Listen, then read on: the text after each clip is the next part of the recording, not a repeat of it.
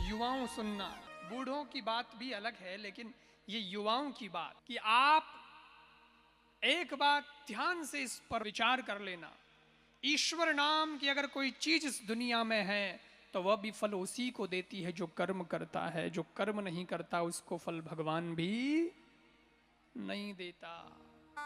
भाग्य के भरोसे मत बैठना, मेरे भाग्य में होगा तो मिल जाएगा, मेरी किस्मत में होगा तो मिल जाएगा। नहीं मिलेगा। चीजें प्राप्त करनी पड़ती हैं, क्योंकि मुंडा में कवो कोई को नहीं देवे, मुंडा में तो कवो कोई को नहीं देवे, इसे हासिल करना पड़ता है।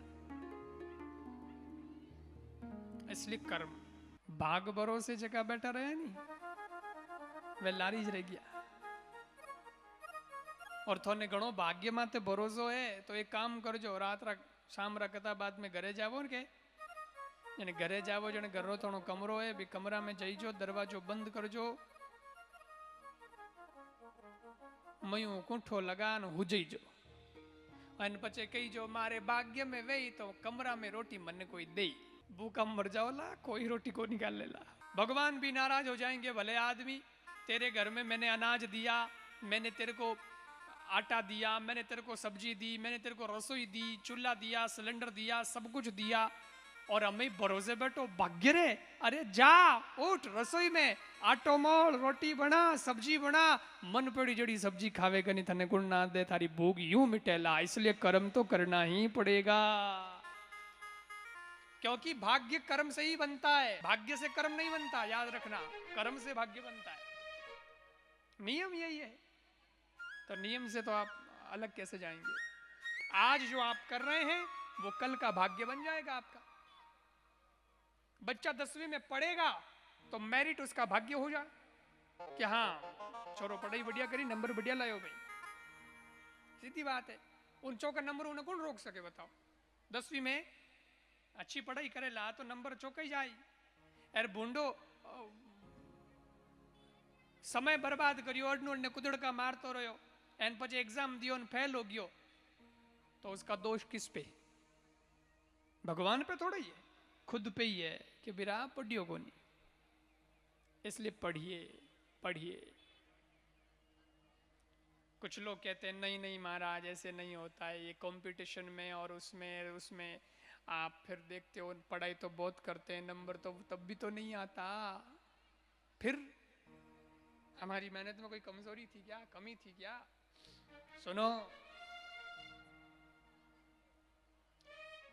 वो आपका कर्म इतना तकड़ा होना चाहिए, इतना तकड़ा होना चाहिए। कुछ लोग कहते हैं कि हमने हमारी पूरी ताकत लगाई है महाराज, लेकिन भगवान ये कहता है कि हो सकता है कि अभी भी जिसे तुम पूरी मान रहे हो वो पूरी नहीं है, और जितनी तुम्हारे नियति को जरूरत है उतनी कर्म की और ताकत तुम्हें लगानी पड़ेगी। और जब तुम इतनी ताकत लगाओगे, इतनी ताकत लगाओगे, अरे कई बार तो ऐसा होता है कि भगवान कंपटीशन में नंबर नहीं देता, चलो मान लिया नहीं मिला, लेकिन उस नहीं मिलने के कारण इतना तकड़ा आगे कर्म किया कि कंपटीशन में जो नौकरी मिलती थी उससे भी आगे वाली पोस्ट पर वो पहुंच गया और नौकरी देने वाला बन गया।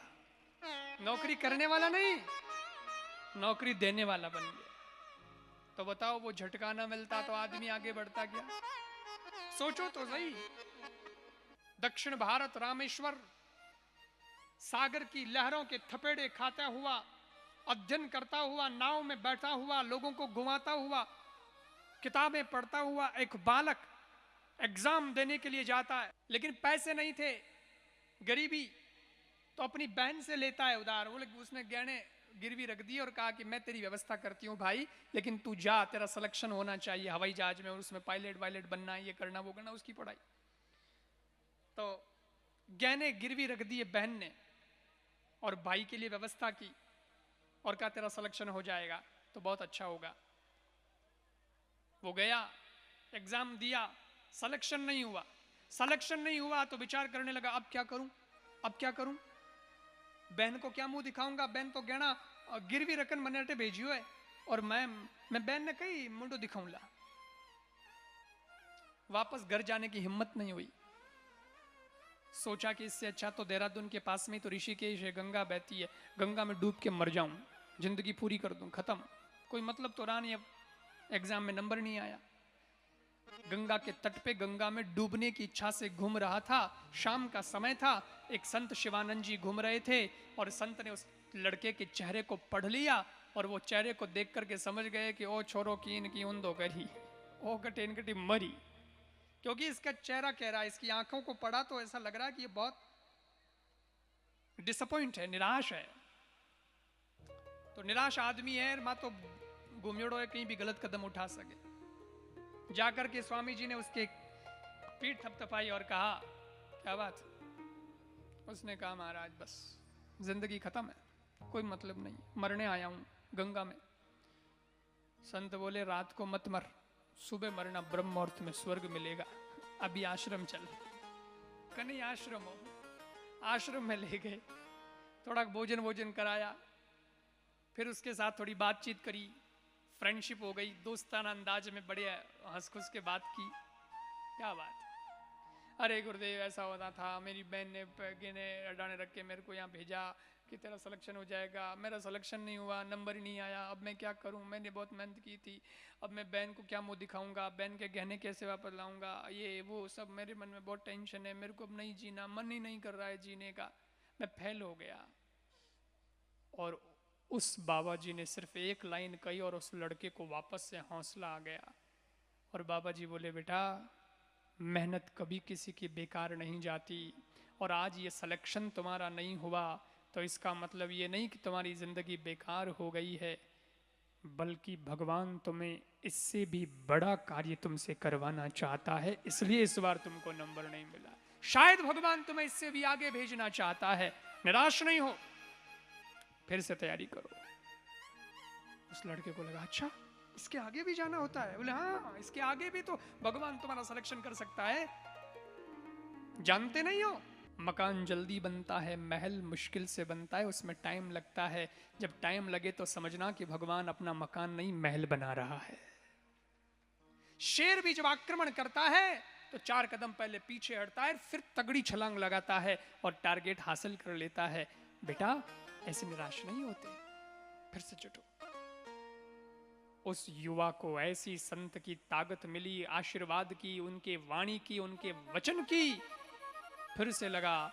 और आगे जाकर के सज्जनों वही व्यक्ति भारत का श्रेष्ठ वैज्ञानिक, मिसाइल मैन और भारत के पूर्व राष्ट्रपति एपीजे अब्दुल कलाम बने।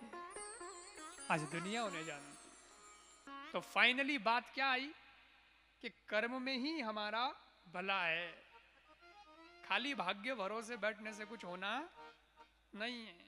ये क्यों सोचते हो कि मेरे भाग्य में कुछ है ही नहीं है, इससे भी अच्छा है, लगे रहो।